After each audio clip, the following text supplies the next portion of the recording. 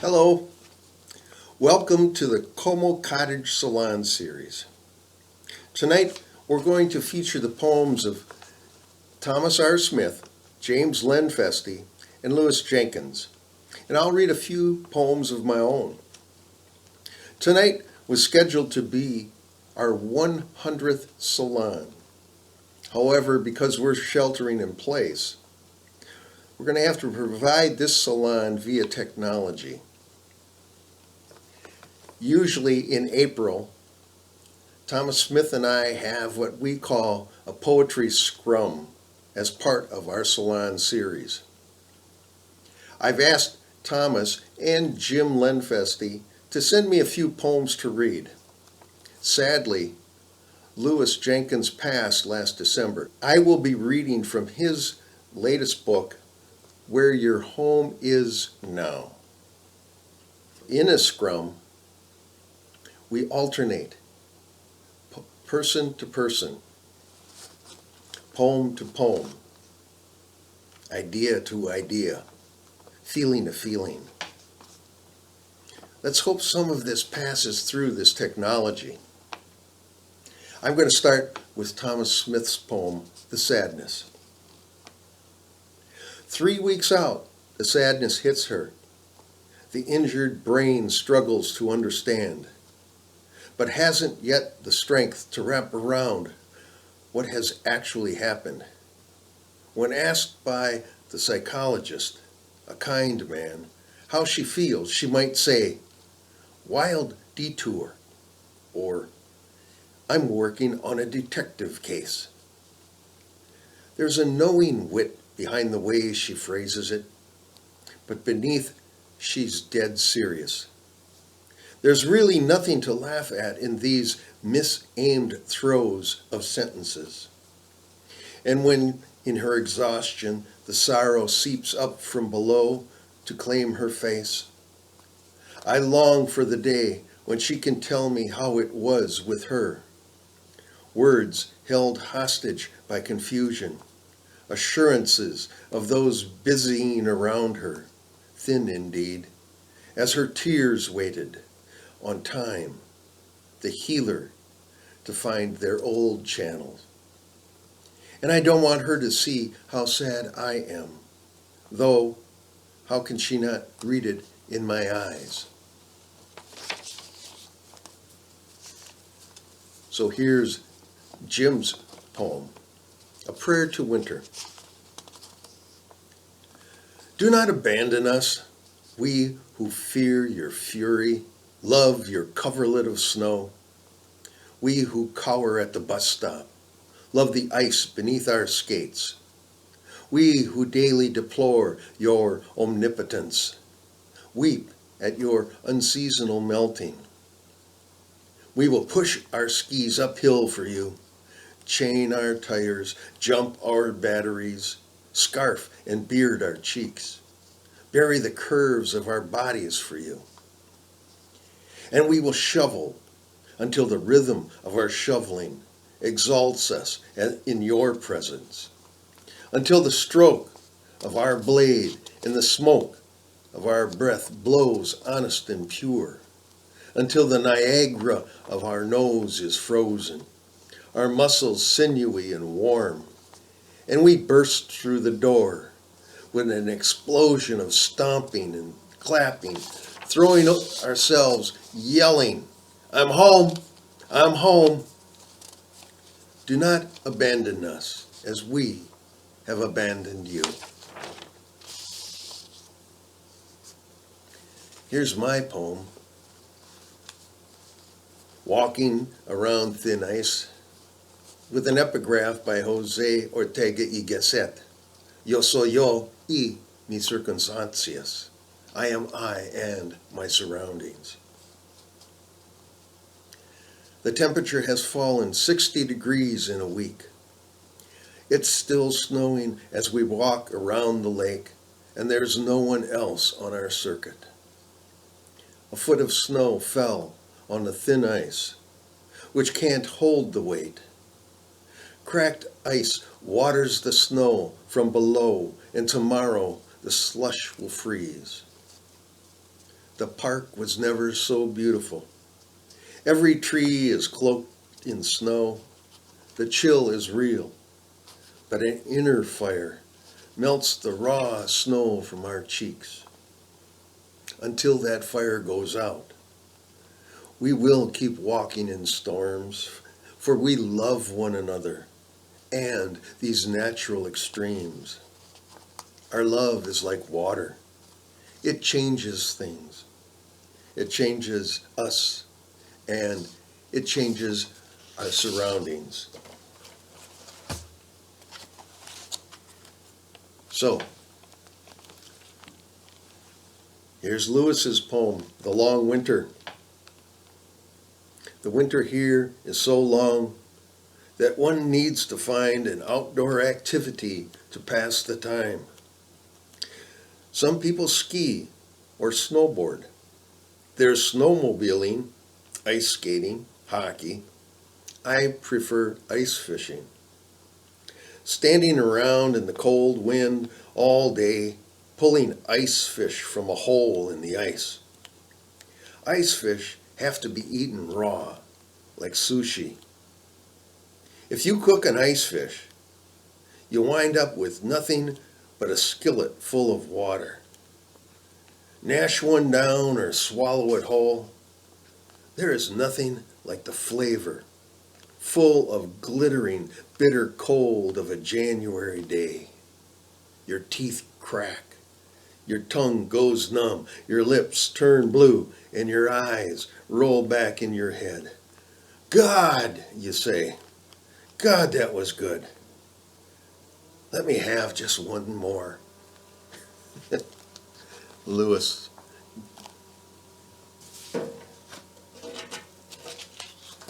So, pulling from below, huh? Here's Thomas's poem, Good News Below and Above. Trying to join heaven and earth in my mind, I went out for a walk on the marshy fringe of Lake Louise. Life there was turned up to full volume.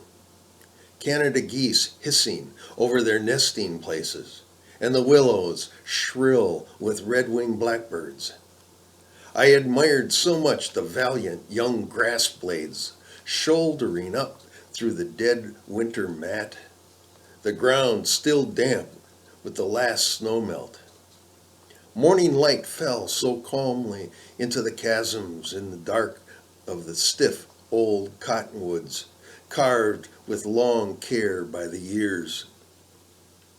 And I thought again of those faraway events in gospel times, and wondered how I could make them real to myself. Just then, a pair of sandhill cranes flew over, two crosses on which no one would die, sticking their necks out as all prophets do, announcing to the world in its moment of pain and fear a fresh testament, laughing their kind of prayer.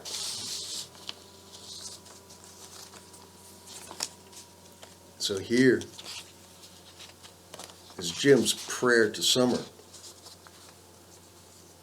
These are the long days, so long we're made of light and heat, and so forget our nakedness till swaddled in cool cloak of night. We burn before the solstice, remembered only after, cheering a sun stuck so high it cooks our backs and bubbled chests and blistered necks and reddened arms and lusty fevered dreams. When corn's sweet green scarves stretch skyward, row after row, head high by the 4th of July, impossible, some geneticist's dream, now a neighbor's crowded field. As sunflowers spin round and round, low quilts of hay and beans and kitchen gardens, coiled with advancing vines of squash and melon, climbing beans and true tomatoes, while lakes and ocean ponds cry out to us with waves that their deep and shallow songs. We swim away the sweat of day and say to all who sing and to no one in particular, how rich we are these summer days, full of ourselves, sun-captured for our needs. We care not these swollen hours, how far hot muscles strain, which back must stoop or knee must bend to reach for fruits so ripe they stream down eager, grinning chins. Summertime and the fruits of the earth. Here's my poem. Calvin is 2.5 years old. Calvin lives next door, and when I open my door, I hear a tiny voice from his porch. Hi, team. His mother says, you've become his best friend. I do little but reflect his pleasure with mine. Calvin runs to his gate and grins from inside his hooded rain jacket. Like a talker in sanctified tongues, he jumps and wiggles and throws his hands in the air. Such joy to greet a toddler who greets me first. Such joy to share raspberries from my patch and watch his face pucker and squint when he takes another berry with his deft fingers. Our joy renews in this garden of delight. My joy is the redbird's cheery song. My joy is a raindrop across my cheek. His joy is a dance in the drizzle.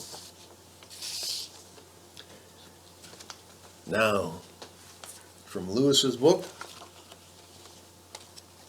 another summer poem. This one is called Sandals. I never really feel comfortable wearing sandals. They don't seem right for this northern climate. Up here, we are always expecting it to turn cold.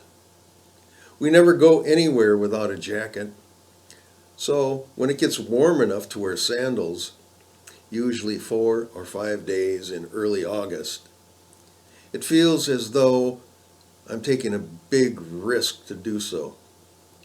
Sandals make me realize how vulnerable I am. Nothing at all to protect my toes from falling rocks or scalding hot water. If you wear sandals, your feet are available to mosquitoes and wood ticks and other vermin. You don't want to walk into the woods wearing sandals. You don't want to play soccer or rugby. I feel more at ease in boots and wool socks, but every summer I wear my sandals once or twice as an indicator that I'm not planning to do anything at all.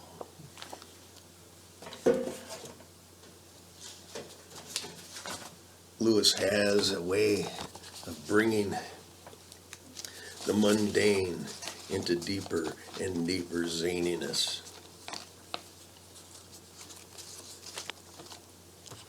If Lewis's feet were wounded by falling rocks,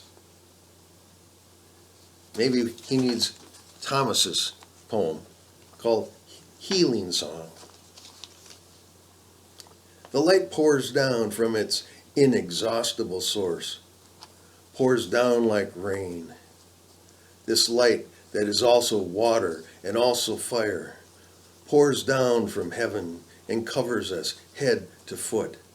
So we stand inside its sheath, its blanket, its robe, its cocoon.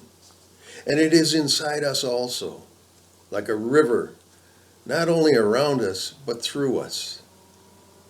Not a single cell of our body untouched by its vital radiance. And it flows through our body like a river, picking up the dark fragments, the unregenerate, the unredeemed, and washes them away like sediment in a stream. It picks up the parts of us unfriendly to ourselves and washes them down through our belly, through our legs and ankles, and down through the soles of our feet away from us, down into the Earth Mother. She knows what to do with them.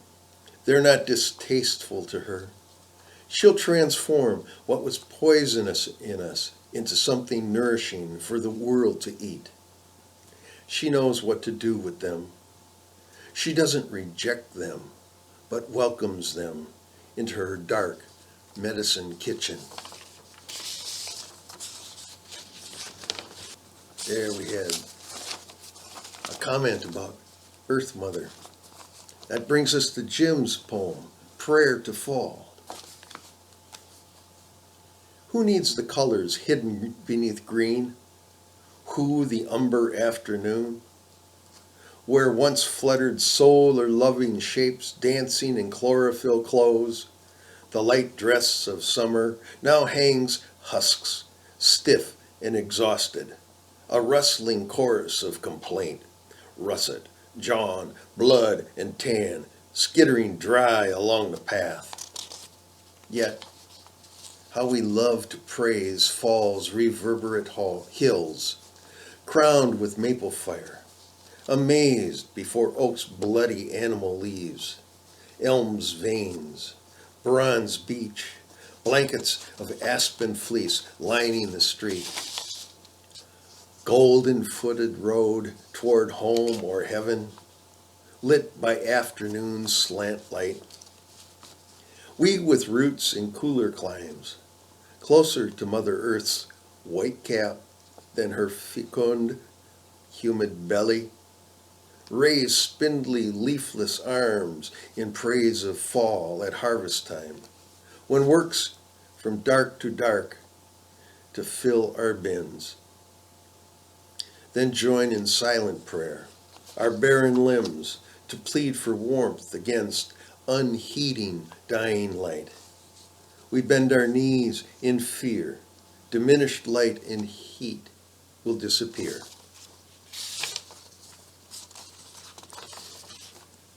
I picked up on Jim's Leaves. This is my poem after listening to Johann Sebastian Bach. I was listening to Orchestral Suite No. 1 in C major for you musician friends. Mallards honk in a light on Como Lake, and Bach's phrases come back to me as I listen to my footsteps on the gravel path. When a Chevrolet's wake flings waves of leaves to the curb, I dive into sweet and sour nostalgia. Autumn is aging inside its limits. The trees are humming in the wind. The temperatures will drop tonight, and a brazen frost will appear at dawn. Below, my grinning heart, longing and regret swim like two blue whales. Across the road, the hams falls spill over Madmain stone. This artifice is an attempt to mimic God. Can God do what Bach did? Is God allowed to choose as human do?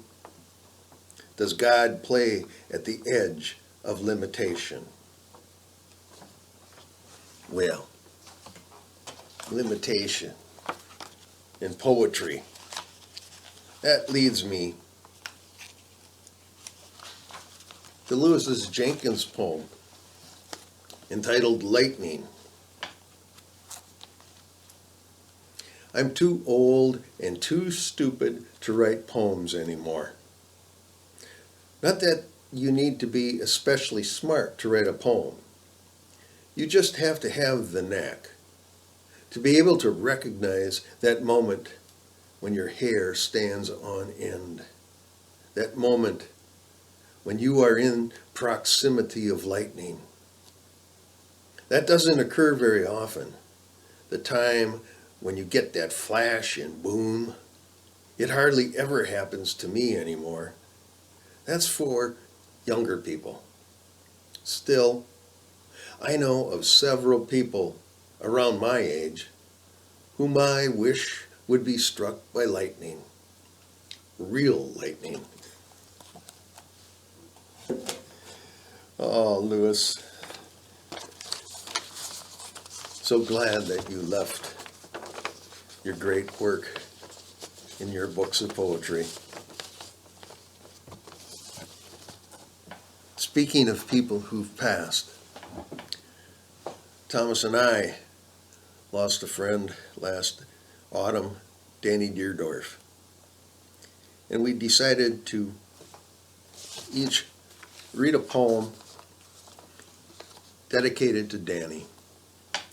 I'll first read Thomas's poem because it kind of tells you about Danny.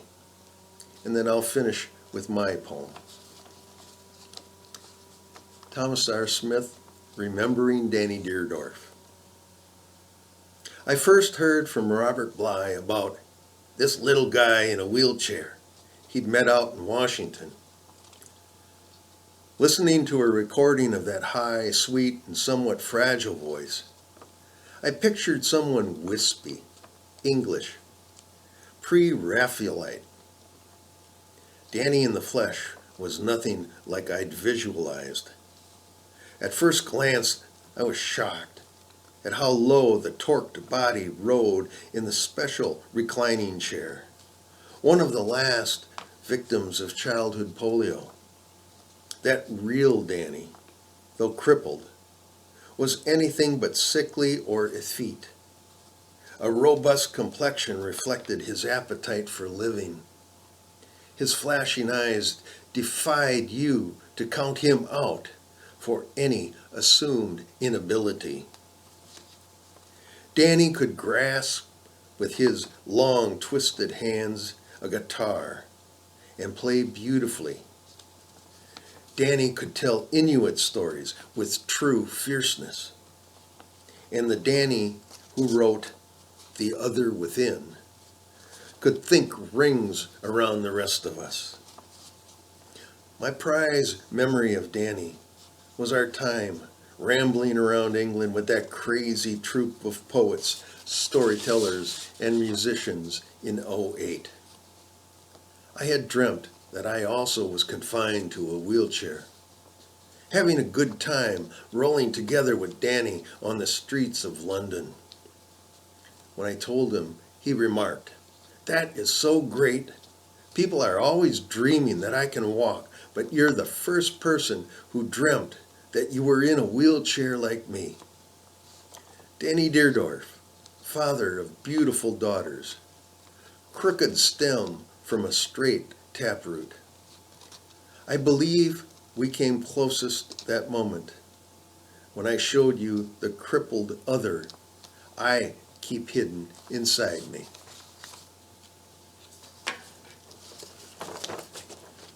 I was one of the poets on that crazy trip around southern England. It was a wild time, a great time. Thomas, Martin Shaw, Danny Deerdorf, Judith Kate Friedman, Tim Franzik, Paul Franzik, Ben Dennis. We had a great time. Here's my poem. Danny sometimes went by 3D as a moniker. 3D, Danny Dwayne Deerdorf. So my poem is called 4D. Danny Deerdorf plays Dylan in my dream. Hear that dream? Jumping from Thomas's poem to my poem. That's the way our scrum works. It's the kind of dream I don't want to wake from. Driving a semi through the old neighborhood where the long haulers would never go. And just as I turn the corner at the playground, Charlie Musselwhite is on the radio and says, "Here's Danny Deerdorf on harmonica, playing Dylan's Chimes of Freedom." And Danny's sweet heart blows, and the sweetness grows as Danny sings. But he's singing Bobby's My Back Pages with the Byrds' bass line rolling beneath him. And my joyful heart is thumping, and I'm singing along. And I tell myself, it doesn't matter if Charlie makes a mistake, because this album's a compilation. And I love it when I can sing the words with the chimes of freedom flashing. I'm younger than that now. So that's it for tonight. Our 100th Como Cottage Salon. I'm sorry we couldn't do it live, but I'm also grateful to have this technology to share these poems with you. Until we can have you here in our living room, in this intimate setting for music or story or poetry. Take care of yourself. Be well. And thank you for supporting live art. Thank you for myself, for Dallas, from our musician and poet and storytelling friends. Good night.